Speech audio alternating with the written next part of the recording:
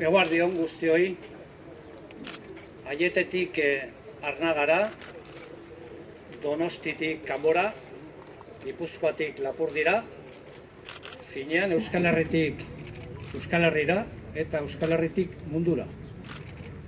Aieten bildu ginen, orain dela urte batzuk, hemen bildu gara han geunden hainbeste eragile sozial, politiko eta instituzionalak, eta han ibilbide horri bat adostu egin genuen. Eta erakundeak hartutako erabaki guztiak han exigitutako konpromisoekin bat egin dute. Eta beraz esan dezakegu, urratsak egon direla Aietetik ona, etaren partetik eta independentismoaren partetik, baina ez direla egon beste parte batzuetatik.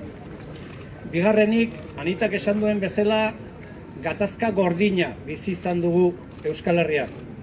Eta egun hauetan egin dugun bezala gaur aitortu nahi ditugu gatazka horretan sufrikarioa pairatu izan duten biktima guztiek.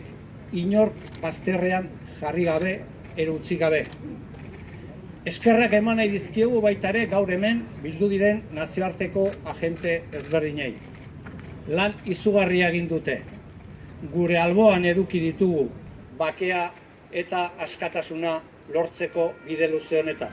Eta gaur berriz ere esan nahi diogu mila esker Euskal Herritik Euskal Herria lagundu dutelako. Baina gaur esan dute ere, oraindik orain badela gatazka bat gainditzeko herri honetan. Euskal Herriak eskubide osoa du bere etorkizuna libre eta demokratikoki eraikitzeko. Euskal Herriak eskubide osoa du bakean eta demokrazian oinarritutako bide bati ekitzeko eta jarraitzeko. Eta horretarako elkarrizketa eta akordio politikoak behar dira.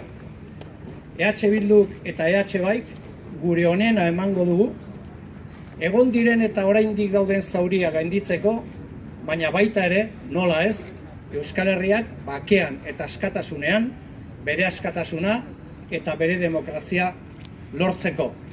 Guk gure onena emango dugu, hori lortzeko eta lortzeko bidean jarraitzen dugu eta lanean jarraitzen dugu.